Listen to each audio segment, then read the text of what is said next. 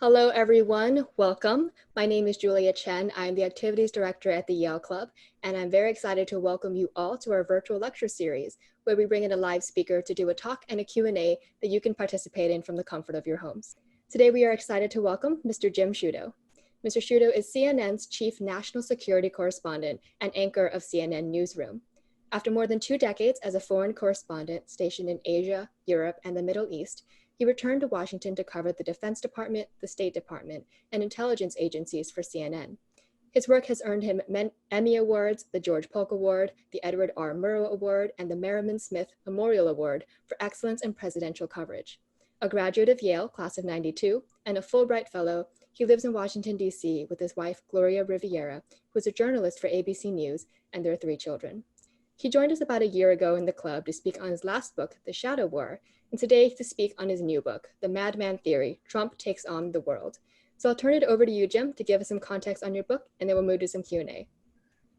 Thank you, Julia. Thanks so much for having me back. And thanks to all of you for taking time out of your evenings to join me in one of these little boxes on the screen that we now occupy 24/7 in the age of COVID. It's nice to see, I was scrolling through, see some familiar names there. Tom Herman, an old colleague of mine, Larry Lipscher, good friend of my parents from ages ago. It's good to see all of you here. And again, I'm always grateful for your interest and just joining to have a chat like this. Boy, I wish it could be in person. But we're doing the best we can, right, in the midst of all this, and I look forward to your questions. So I thought, but before, and I want to reserve most of the time to have a conversation with all of you, take your questions, answer them as best I can. But I thought I'd start with just the story of how I came to write this book, and then tell you some stories from the book and what it's all about. So first, let's start with the title, how I ended up at the Madman Theory.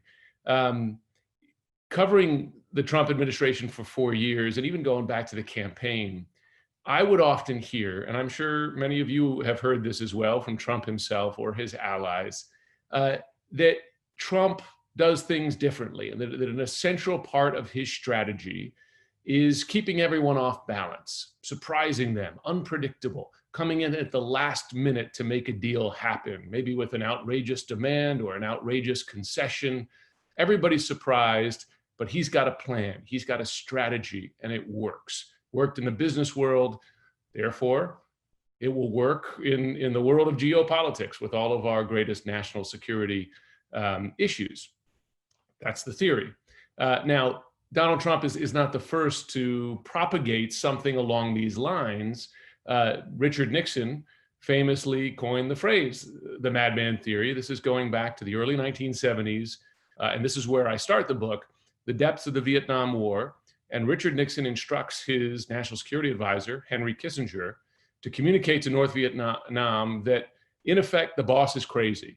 To communicate to the North Vietnamese that Richard Nixon is just mad enough to order a nuclear attack on North Vietnam. The intention, the strategy being to scare him into making concessions and negotiations and allow for a exit from the war on terms more favorable to the US. There are White House tapes of these conversations where Nixon and Kissinger discuss this, down to the point where Nixon dictates the words that Kissinger should use to convey that warning, that madman warning. And Kissinger does it. Now, fact is, history shows that the North Vietnamese didn't balk. It didn't work. The Madman Theory didn't work. It didn't cow them into concessions that gave the US a more graceful exit from that war. But Nixon and his team came to own the theory anyway. H.R. Haldeman has it in his memoirs, describes the Madman Theory, what it is, and why, in theory, it should work. So 50 years later, we have an iconoclast elected to the White House in Donald Trump, who propagates a madman theory of his own. But like so many things with Trump, his madman theory is different.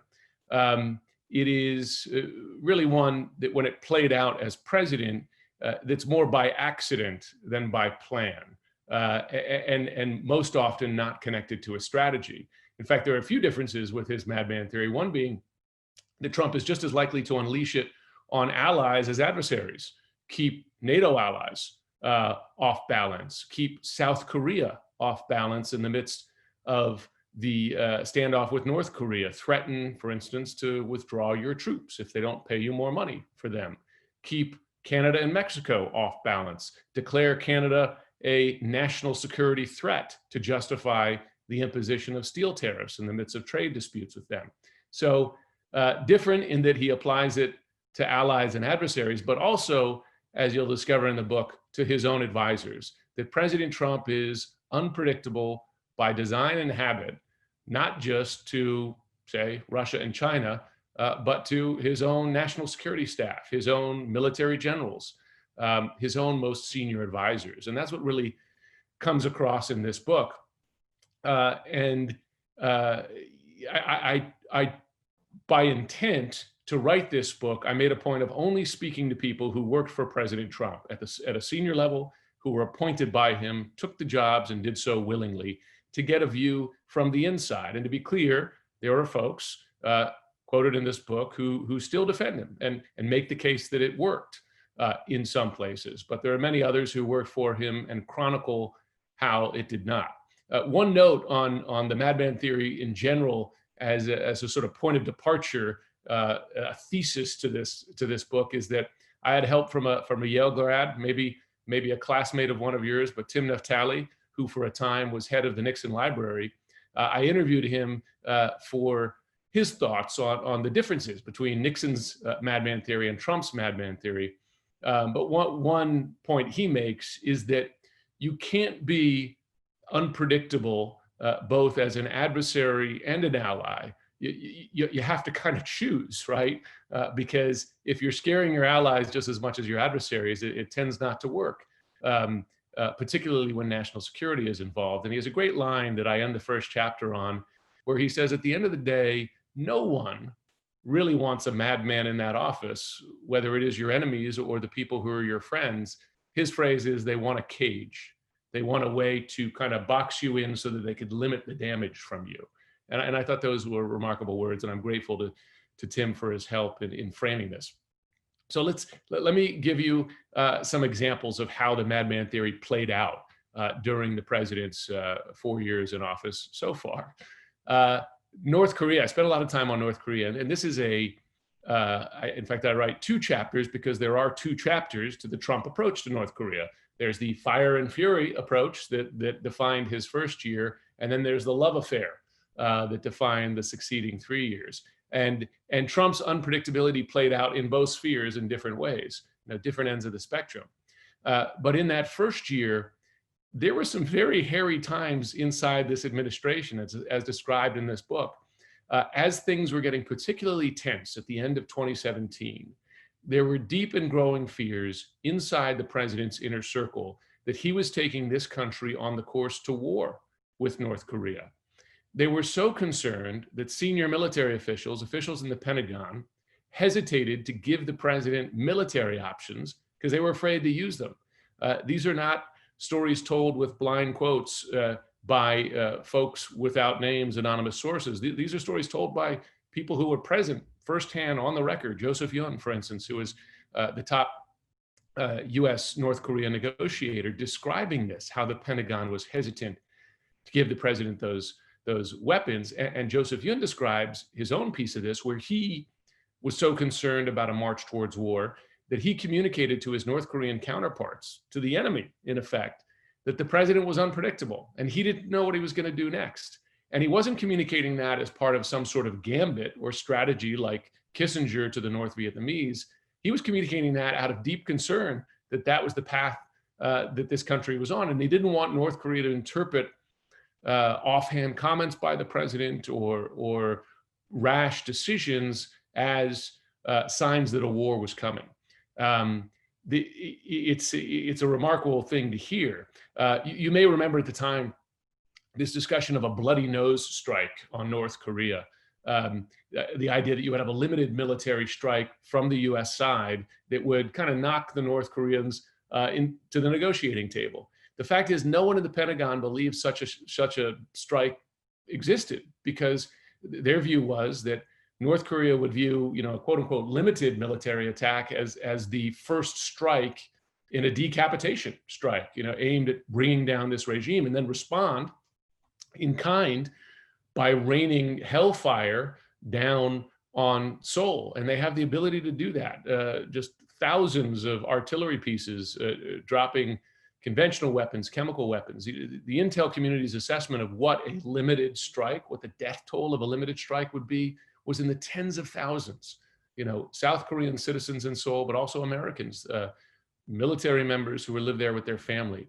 That was how the Madman played out with South Korea and North Korea at that time. I'll tell you another story of how this played out in another essential front in U.S. National security, and that is Syria. Syria is really a cipher in Trump foreign policy because it was, in many ways, a great success. Here's President Trump. He came in, and the U.S. was already pretty well on the way to destroying ISIS when the president came into office. But the president expanded that fight, gave commanders on the ground a bit more freedom, and it was proceeding faster in terms of knocking them out. And they were doing it with a very small U.S. footprint on the ground, a couple of thousand U.S. soldiers. I don't want to minimize that because that's 2,000 soldiers with families, and some of them died. But relative to 135,000 in Iraq, at the height of the occupation there, this was a different story. And that was part of the lesson that the U.S. learned after Iraq, that better to use a small force and fight with local fighters, in this case, the Syrian Kurds, and you can have success. And it was working. It was working with a relatively low casualty rate. So in December 2018, when, you may remember this tweet, the president got off the phone with the Turkish leader Erdogan and just said, "We're out. I'm done. War's over. ISIS is dead. No need to have them on the ground." There was no discussion of that in advance. There was no national security process. He didn't consult with his national security advisor, Defense Secretary Jim Mattis, any commanders in the field. There were no warnings or preparations given to the Syrian Kurds to prepare for this. This was the president deciding in the moment that's what he was going to do. The reactions to it were livid and fearful, frankly. And I spoke to people who were in the Pentagon as it happened, fielding calls from U.S. commanders on the ground in Syria saying, "What the hell, right? We are abandoning our ally in the midst when we really have ISIS on the run here. What's happening here?" Generally fearful they were going to leave the Syrian Kurds to the slaughter. As you know, or may remember, it led to Jim Mattis's resignation. It was enough for him. He was out. And in that, he in his letter, he said, "I've always thought alliances are key to our country's safety, our principle, and Mr. President, I can't stand for this." What's interesting about this, and this is another message of this story, is that much of Trump's perceived power is just that, perceived power. It's not real. There's a paper tiger kind of phenomenon to this. Because after that order, folks in the Pentagon start working on an idea. They say, okay, he said withdraw all the troops, but did he say how many and by when? He didn't. So what if we withdraw a few hundred now, and maybe his attention will turn? Keep enough there to keep doing the job, withdraw enough to satisfy him for the moment, and then he'll move on. So that's what they did, and the president did move on. And those troops stayed on the ground, and they kept fighting. By the way, they went forward, they had success. Eventually, they got Baghdadi, again, a success. 10 months later, the president had moved on no longer. Gets on the phone again with Erdogan, who plays him in that telephone call. I'll tell you, you listen to the accounts of it, he plays it. He's like, "We got it sorted. You don't need to be there, Mr. President. We'll take care of it." President, against the advice of all his advisors, they don't trust Turkey's intentions here, tweets again, "We're out of Syria." Same reactions in the Pentagon, outrage, fear, panicked calls from the Syrian Kurds on the ground. Genuine fear and concern about the mission and those soldiers and the allies. But then folks in the Pentagon get to thinking again. We got troops by him last time. Maybe we could do that again. Let's withdraw a few hundred, but let's recast the mission no longer as fighting ISIS, but as protecting the oil fields. That'll work. The president has been interested in the oil there. You've heard his comments. Why can't we have Iraq's oil? We fought the war. Why can't we have Syria's? So they recast the mission as one to protect the oil fields. It's a bit of a fudge because, in fact, those soldiers, and by the way, they're still there today, are still fighting alongside the Syrian Kurds against ISIS. They still have a counter-terror mission, etc. But it worked enough to convince the man in the Oval Office that they were doing his bidding while maintaining what was stated US policy, which was small footprint on the ground, keep the pressure up on ISIS. So it's remarkable to see that happen. You know, in the height of tensions with North Korea, you have his advisors communicating to the other side genuine fears about going to war, withholding military options from the president, and then in this instance, trying to find ways to keep doing their job, which they believe in and believe is important for their country, for their allies, in a way that gets around the president.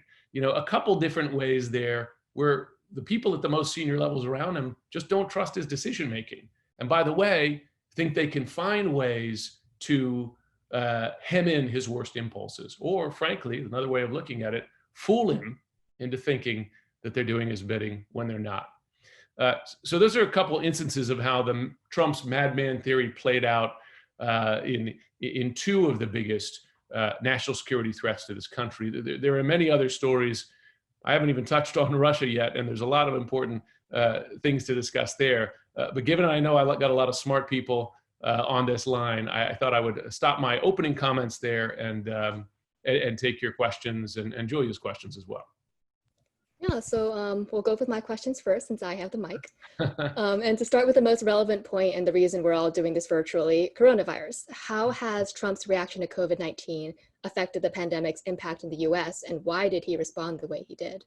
You know, it's interesting. I sort of lucked in the timing. I hate to use that word, but that as I handed in the first draft of the manuscript, it was around January, February this year, the pandemic is beginning.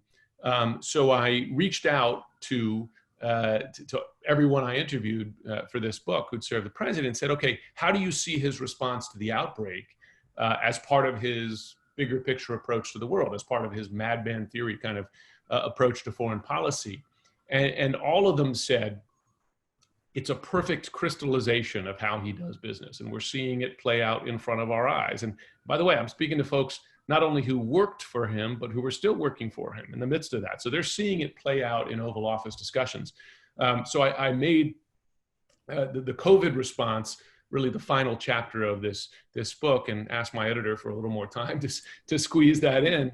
And it is interesting because you see, and I write this in the final chapter, kind of crystallize the Trump approach into a few bullet points.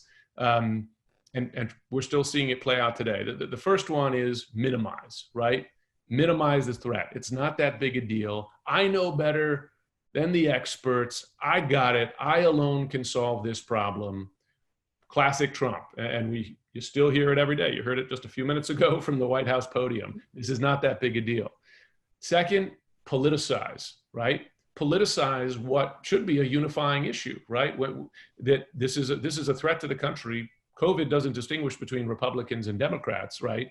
And by the way, a pandemic by its nature is global, and you need your allies. You can't retreat behind the walls, right, and solve the problem, right? It requires global cooperation, a global response, but not to this president.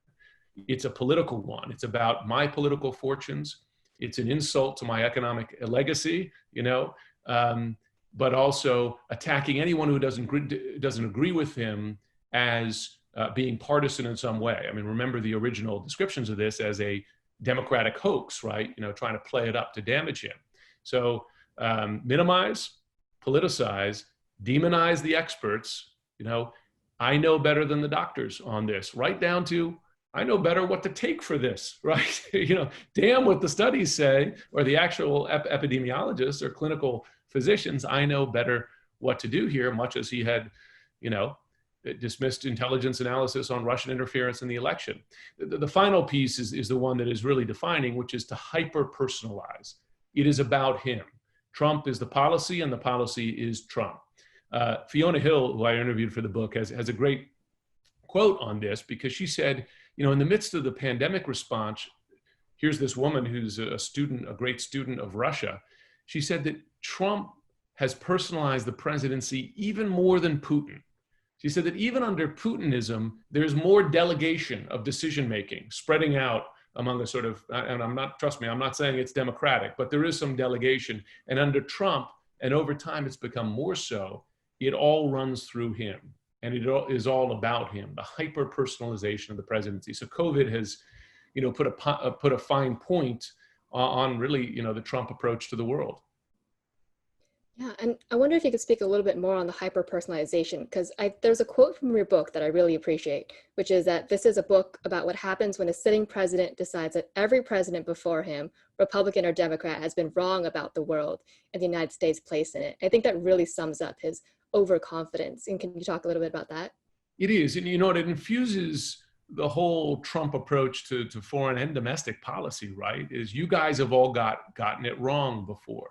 And it's interesting. I made a real effort in this and to understand the politics behind the approach, right? Because there are people who believe in his approach, right? Pieces of it or the big picture. Steve Bannon talks about it a lot in the book, because I interviewed him for this as well, describing the deplorables view of this, saying, if you look at the deplorable, and listen, there's some truth to this, right? They got the short end of the stick on globalization, right? The rewards concentrated at the top. A lot of them lost their jobs in globalization. So they got the short end of that stick. And then they got the short end of the post 9/11 world too, he makes the argument, because he says it's their kids who've been sent to the wars, right? Not exclusively them, because I'm sure a lot of folks on this call have friends or relatives or who've also served. But the point being, you have that constituency among Trump supporters. They're like, we're getting nothing. Bring the troops home and bring the jobs home, and that's part of the driving force of this. Now, if you look at the record, he hasn't done either. I mean, there are actually more troops in the Middle East than there were when he came in. So sad fact is, on the bottom line, they're no better off. But that is from an emotional standpoint where some of the thinking comes from. Great.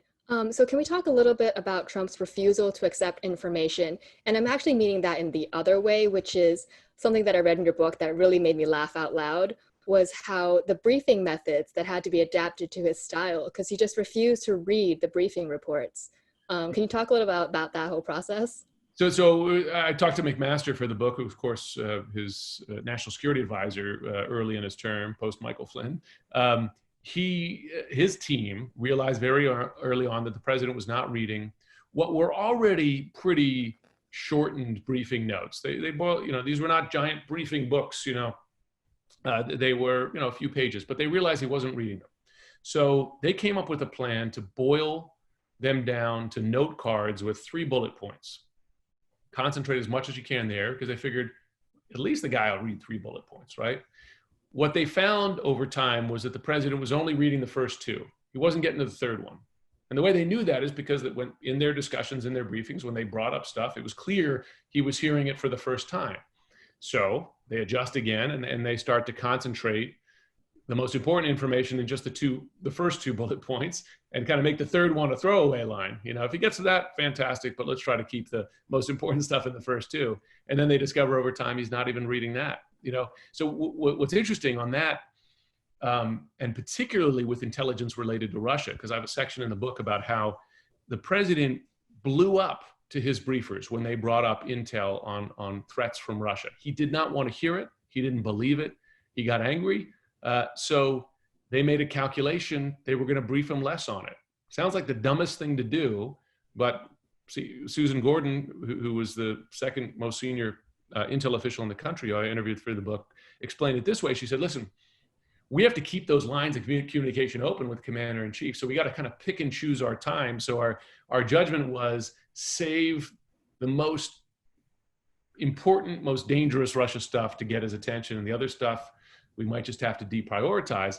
The sad fact was, one of his NSC staff told me, is that it became a self-fulfilling prophecy. Because he was hearing less about Russia threats, he believed there were fewer Russia threats. And listen, We don't have to go back too far. Look at the bounties intelligence on Russia. You know, the president, it was in his briefing book. He didn't even read it.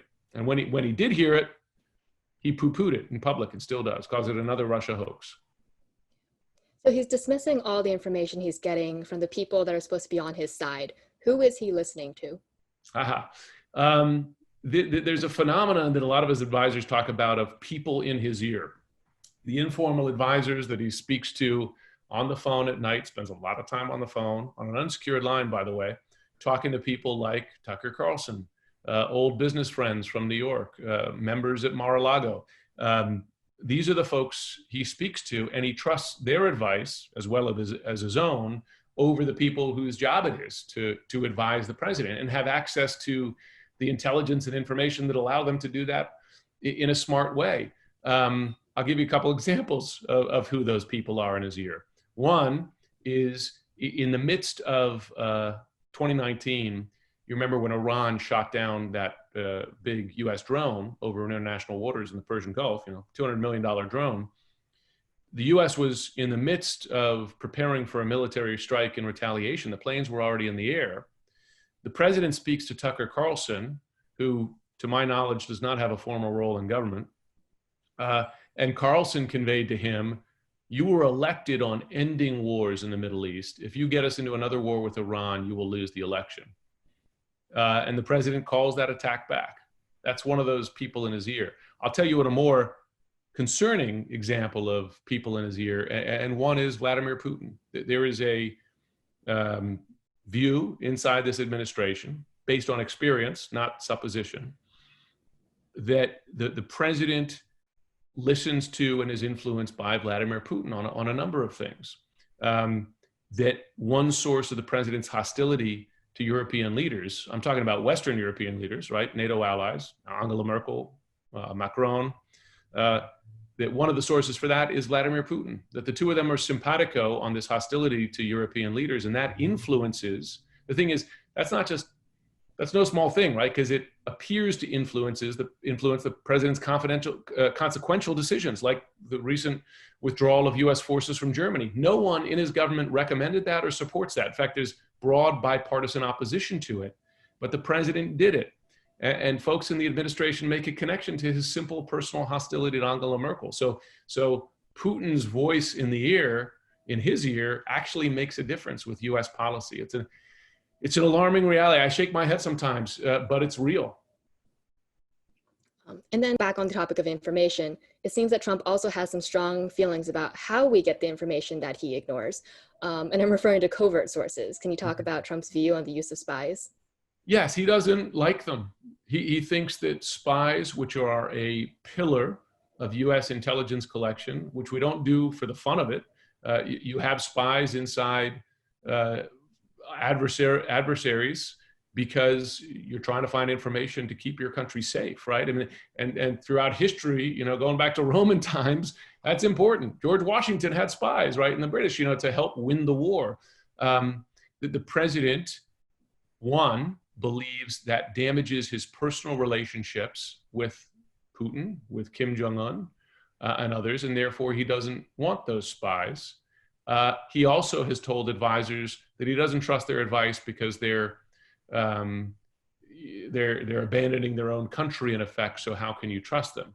This has consequences because you need that intelligence to keep this country safe. And a lot of this played out because, and I tell the story in the book of this, when the US lost its highest level spy inside the Kremlin, and I reported this last fall, that they had to extract this spy because they believed the spy might be exposed. And this was remarkable that the US got a spy this high. For more than 10 years was supplying information to the CIA, rose to the highest levels of the Kremlin to the point where he could take photographs of presidential documents in the Kremlin. Remarkable, necessary, helped factor into the assessment of Russian interference in the 2016 election. When that spy was removed, by the way, days after the president had his famous Oval Office meeting with Russian officials, in which he gave them classified information, the president didn't see that as a negative. And we are left blind or more blind as to the Kremlin's intentions as a result. So we're certain that Russia interfered in the 2016 election, and we're fairly certain that they're interfering in the upcoming one, but Trump just refuses to acknowledge or condemn it. Um, what is the most concern? Well, it's all concerning, but what is the worst part about that, do you think?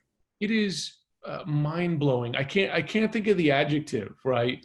It's amazing to me that there's not bipartisan outrage, but this is an example of just how partisan even facts and national security have become. But 4 years ago, Russia interfered in the election to help Trump. Spent months stealing and then leaking information to damage Hillary Clinton. The story I always tell is, when did the first John Podesta emails, stolen Podesta emails, drop? 22 minutes after the Access Hollywood tape. I mean, this was a deliberate effort to help Trump and hurt Hillary Clinton. So now, and I'm sure you read the news last week, the intelligence community assesses Russia is again interfering and to help Trump. And by the way, this time around, they've got folks helping them do their dirty work here, Americans, right? Senator Ron Johnson, Devin Nunes, they're in touch with a Russian-backed Ukrainian politician who's supplying dirt that the US intel community knows is false on Joe Biden, but they're doing it. And Trump continues to question the intel on Russian interference. He calls the whole Russia investigation a hoax and has never once, to our knowledge, and he certainly hasn't said it, and his advisors haven't even claimed that he has said it, has never once told Putin, this is a red line, don't interfere. This is American democracy. He won't do it. It's mind-blowing. Again, can't think of a better word. Maybe you guys can. Don't have one quite yet, but if anyone offers a word, that'd be great. Take it. What on the topic of what Trump said, you've written about how perhaps every president has told some falsehoods, but Trump is uniquely okay with lying and even being caught on camera saying the complete opposite, and he'll pretend he never said it the first time. Mm-hmm. What does that say about him? He has no shame about lying, right? It's pretty, I think all of us have probably dealt with liars in our life in various forms, maybe in the workplace or elsewhere, but the ease with which he lies is remarkable. And he has people around him who help him do it, right? It's, I deal with it often on the air, in interviews. I tell the story of the president lying to explain away the famous Helsinki moment, right? Where, you watch the video, still exists. The president stands next to Putin, says, I believe his denials. He denied it very strongly. Why would they have interfered, right? And he says it multiple times. So he comes back, realizes that this was an embarrassing moment, that even Republicans are quite publicly calling him out, criticizing him. So he comes up with this idea that, it was a transcript that missed a word, that I actually said, you probably read about this. He said, I actually said, I have no reason not to believe that they didn't do it. Well, it's not what he said. And by the way, multiple times in that moment there, in that press conference there, he took the denial at face value. It was not a missing word. And by the way, since then, he didn't come back and say, this will not stand. Yet he has the gall to attempt to tell that story. It's, you shake your head. You shake your head when you see it happen. So 2 questions that I want you to speculate on, and then we'll actually go to the audience questions. In your book, reading your book, one thing that caught my eye was 20 years ago, someone would have been very confused because we keep reading about how Trump keeps tweeting this information.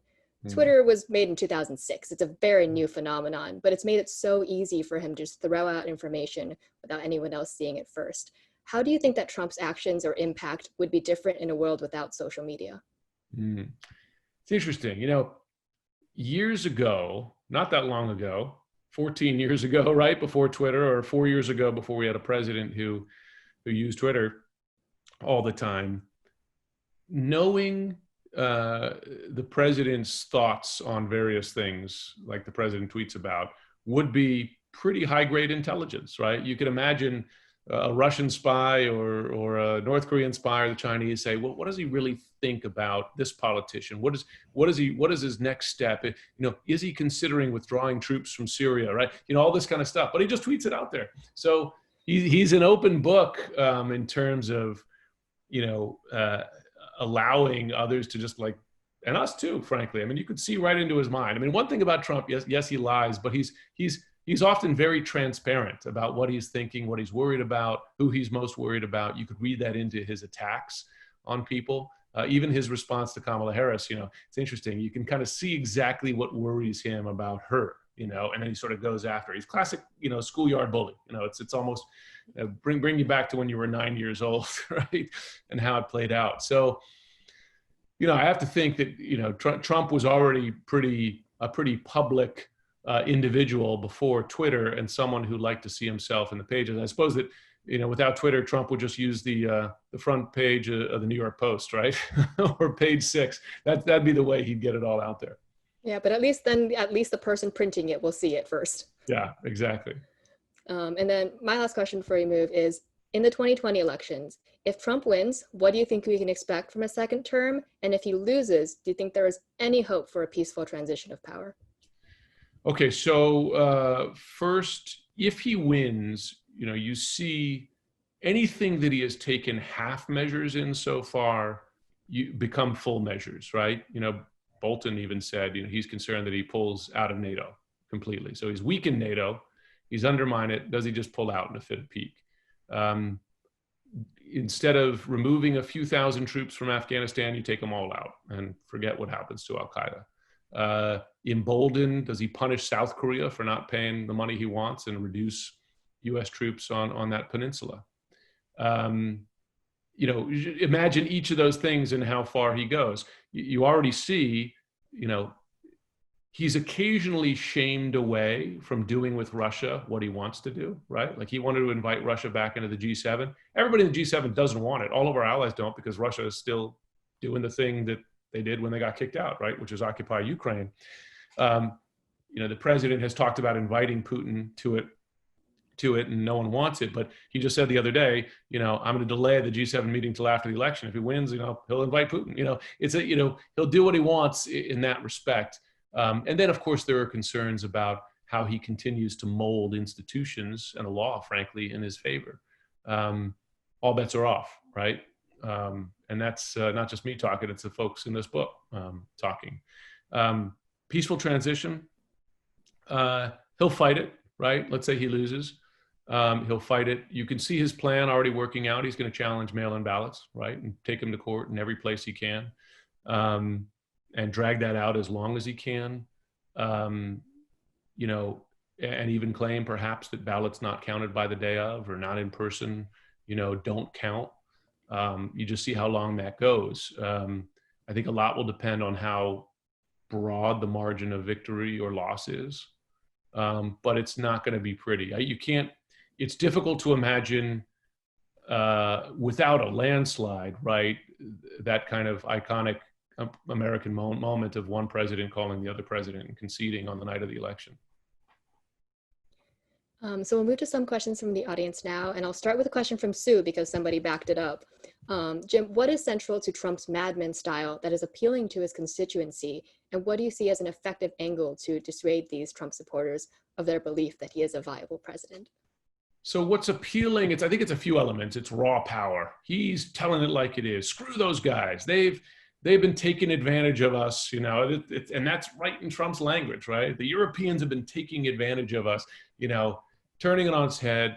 He's right about this. He says what's really on his mind, the way a politician in the past might have been thinking but wouldn't be willing to say. You have a lot of that. And I'd be surprised if folks on this call haven't heard that from friends or relatives around the table. I'm sure you have friends who I'm betting you have friends who have made a case for that. To some degree. So there's appeal in that, righting wrongs, etc., speaking his mind, which is you would then expect is somehow speaking their mind on these issues. The best response, and this is what I try to do in the book, is to say, okay, I get that. Let's see what worked. And the final chapter of the book here is before and after. I say, so here's what he inherited in this country, and here's where he leaves it 4 years later. So North Korea, he's tried fire and fury and the bromance with Kim Jong-un. North Korea today has more nuclear weapons than it had when it came into office.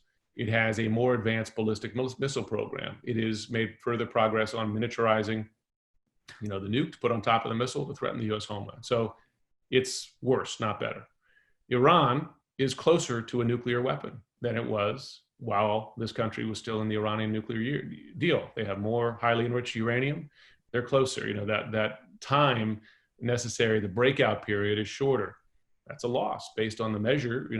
His claim was he was going to make us safer from that weapon, as well as a host of other Iranian military aggression in the region. But Iran's gotten more, not less aggressive.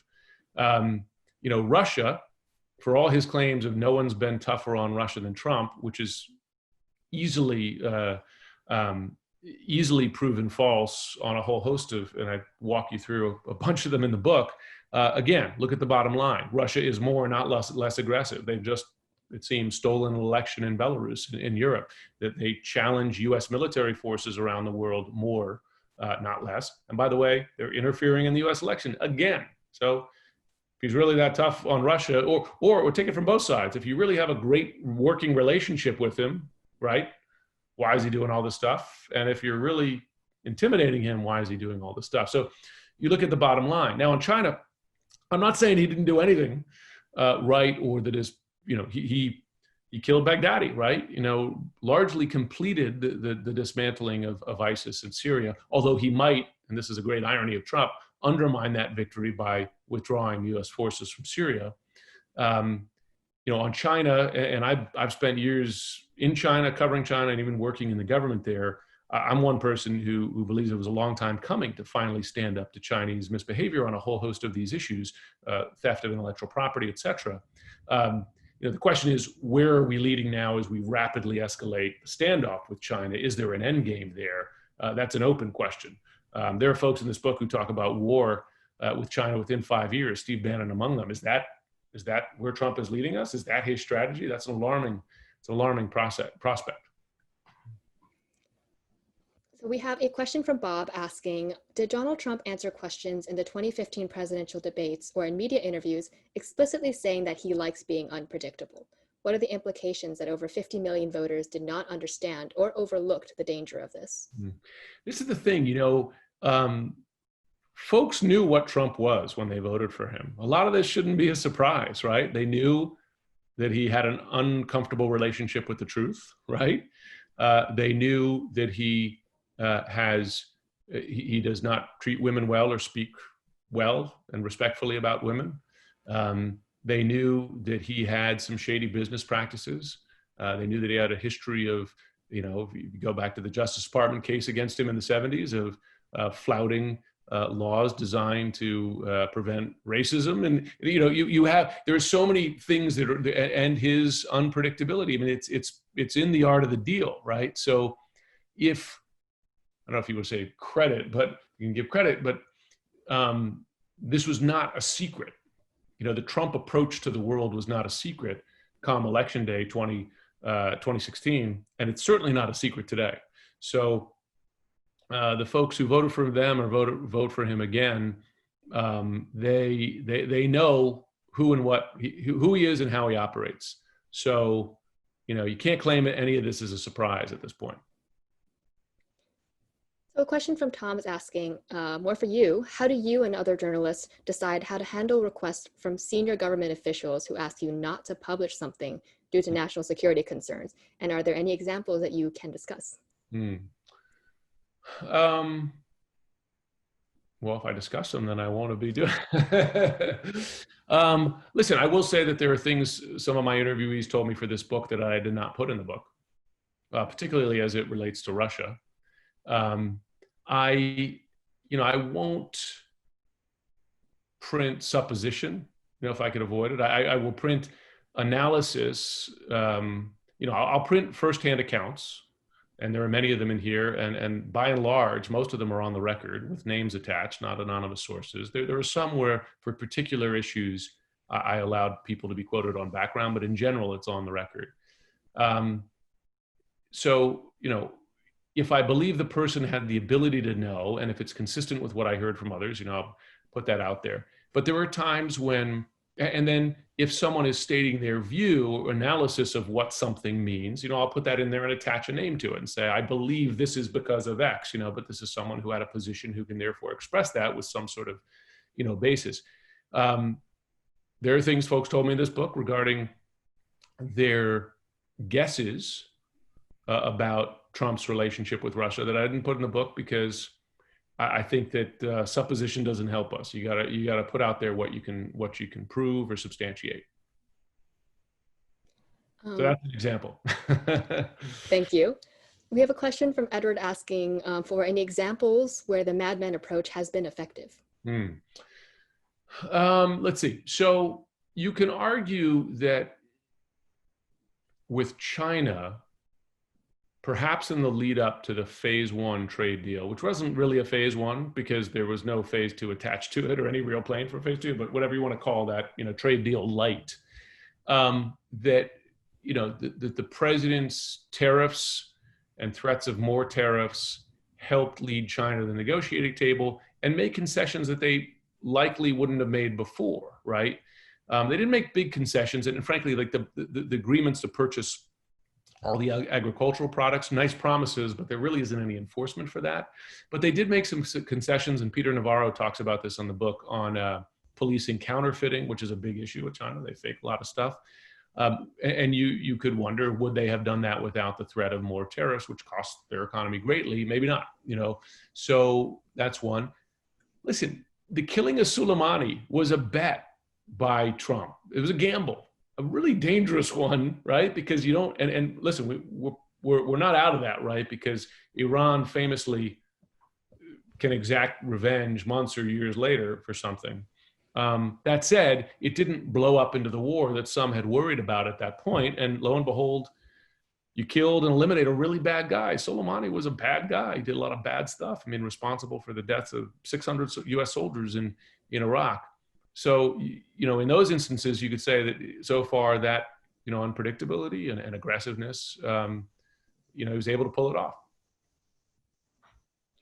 So Bob is saying that there is an amendment, maybe the 22nd, maybe the 25th, that permits cabinet members in Congress to remove a president who is not well. Yeah. Should this have been attempted? Well, I remind people in the books that there is, and Nikki Haley wrote about this in her book, that a couple folks came to her to discuss that very possibility early on, and that she, it's interesting, she put that in her book, I think, in part to show that she stood up to it and was not willing to take part. But it's interesting to me that by putting in the book, she confirms that there were senior cabinet officials who were at least talking about it. I mean, they didn't hold a vote around the table, but they were talking about that. And this is a big takeaway from this book and from stories like that. Have we ever had a president where so consistently people who served him and were appointed by him question his fitness for the job? It's to even discuss that possibility is remarkable. And it's not the only time. I mean, the book is full of, on the record quotes from folks who say the president made rash decisions, didn't know what he was talking about, denied hard information and intelligence, and made decisions that were in his own interest and not the country's interest. I mean, it's in the record, we've never seen that before. It didn't get to the point where they actually sat around and held that vote, and they can do that based on the 25th Amendment. But they didn't get to it yet. And by the way, over time, the president has made sure that those cabinet positions are either acting positions or occupied by loyalists who I imagine he calculates would never do that. And I think there's something you wrote in your book that was really concerning to me, in that you said many of these people were coming forward saying that I really shouldn't say this, it's maybe not safe to say this, but I'm so worried for my country that I have to say this. Yeah. And I think that really says something about the state of the country, that people are so very concerned. It's interesting, everybody's still speculating about who Anonymous was in the New York Times, right? I mean, the fact is you have, not just in my book, but elsewhere, on the record comments from people who've left that administration who say pretty much the same thing. I mean, the Syria story is an example of his own advisors hemming him in, So, the truth is we have dozens of anonymouses right now, just that some of them aren't even anonymous anymore. The reason to buy the book, you can read you can hear it from their mouths. Yes, and having read the book, I also definitely recommend buying the book, and I'll drop a link in the chat as well. Thank you. It's a great read, very easy to read. We have a question from Bob asking, so I'm going to try to drill this down a little bit. Apparently, people who are regular viewers of the TV show The Apprentice has a higher tendency to vote for the 2016 Republican ticket. Perhaps his willingness to pressure the Ukrainian president is because he had also formerly been a TV personality. Yes. So listen, The Apprentice clearly raised Trump. First of all, it rescued him. You know, his business was in a shambles and gave him an income and a new profile, which then he used to help sort of rejuvenate his business in some respects. But it also gave him a profile. It brought him into Americans' homes, and that profile helped him, you know, in that election, and gave him a you're fired sort of reputation. You know, he's tough. He's a guy. Yeah, he's tough. He might say it in a way I wouldn't say it, but it helped him. You know, I think it helped him. And then back on what we first talked about, David's asking, do you think history will show that the coronavirus pandemic will be seen as the downfall of Trump? Because you cannot manage a pandemic with lies. Well, we'll see, right? We'll see if it is the deciding factor in this election. I mean, it is, Trump has skated on a little bit of luck, right? In a lot of these instances. Went far, but was able to avoid, a war with North Korea, a war with Iran. Was able, so far, I mean, things are ratcheting up with China.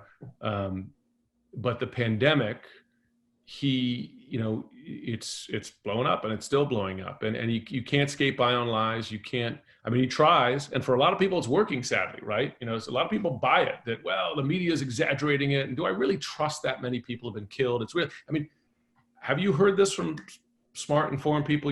But it's like, the hospitals are just saying they're dying from COVID just so they could get money. I mean, it's like, these conspiracy theories, they work. So it works for some people, but at the end of the day, if you look at the polls, at least, on this, that the majority of the people think that he's done a lousy job on this. And, it seems like that's influencing their vote, but, we'll see in November. And you mentioned this earlier, that he likes to politicize things, and we know he does this, but can you lend some insight into why? He's a divide and conquer kind of guy, right? It's, people wait. I think they're done waiting for it now, but those times like, well, why doesn't the president unify here? Because it's not his style is find an enemy, right? Whoever that is in any crisis. That enemy could be China, or it could be the Democrats, or it could be the doctors, or it could be, the intelligence community. Find the enemy. You will always need an enemy. And, kneeling football players, right?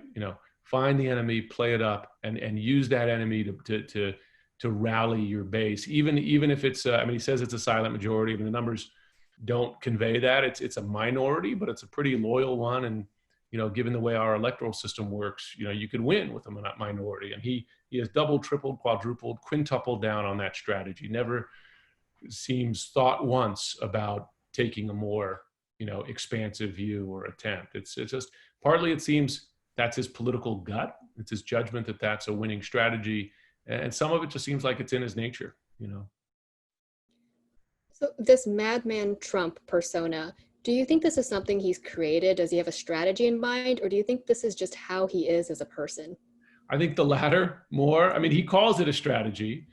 His loyalists say it's a strategy.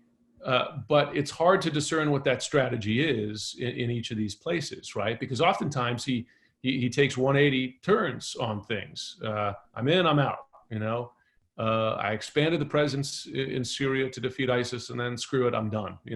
Erdogan will take care of it, and I'm worried about, how it'll affect my election.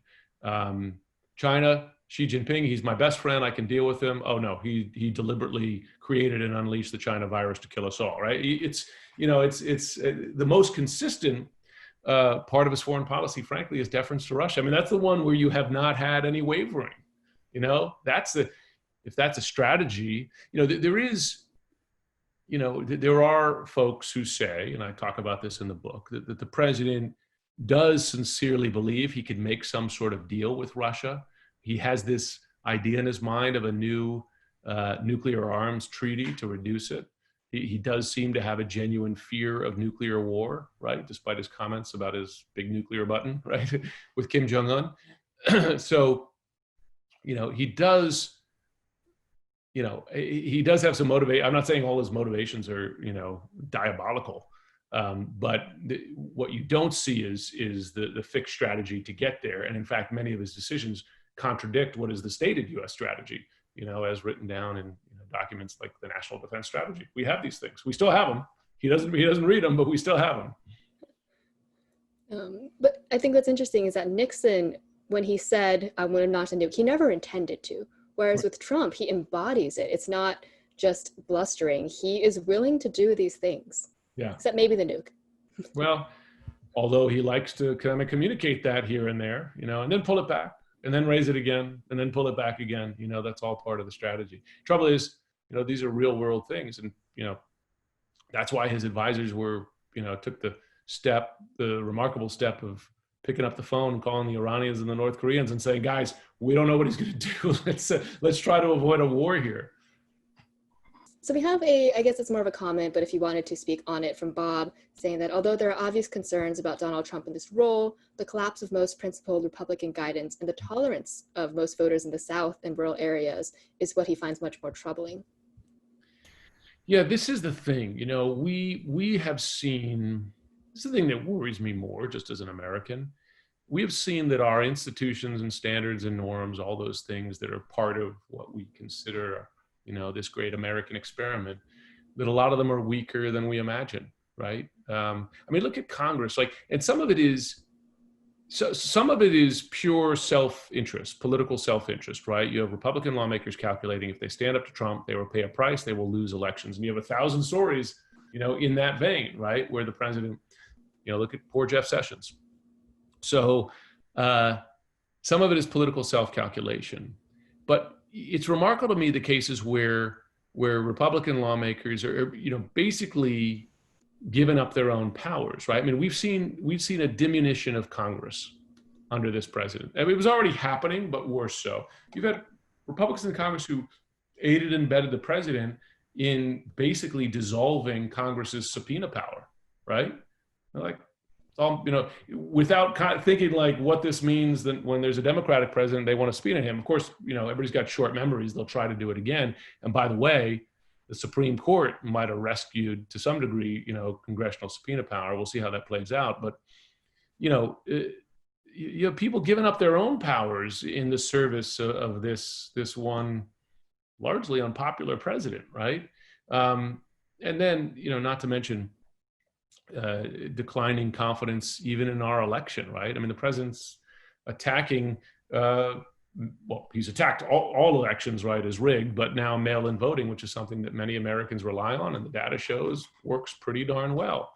Attacks on intel agencies, the FBI, the media, right? And that stuff is insidious, and it's hard to turn that around. Yeah, and speaking of media, can you speak a little bit about how his whole fake news media, enemy of the people, has affected journalism? It's damaged people's confidence in journalism, and it's part of a bigger damage to an accepted reality. We don't have that anymore. Facts have become partisan, right? Alternative facts, they become a reality. Even in the midst of a pandemic, you'd think, well, at least health data, that won't be partisan, but no. Contested. And the news is, and Trump revealed exactly why he does this, days after his election. If you remember, interview with Leslie Stahl, she said, why do you do this? And he said, well, because if you do critical or damaging stories about me, then, I can attack them and attack your credibility. He said it. Trump is transparent. And now he's turbocharged that over 4 years of the presidency. And it has contributed to what already existed but has gotten worse, which is a siloization of our country. You've got people living in their own news space, their own social media space, and now believing their own facts in that space, and that has consequences. It's sad to watch. It really is. I hope we can turn that around as a country. I hope so. But what do you think is the global view right now of America? Well, it's in the numbers, and I got it in the book, right? I mean, the president talked about restoring respect for American leadership, with the exception of two countries, I believe. One is Israel, and I forget what the other is. I have to dig up a copy of my book. It's declined markedly across the world.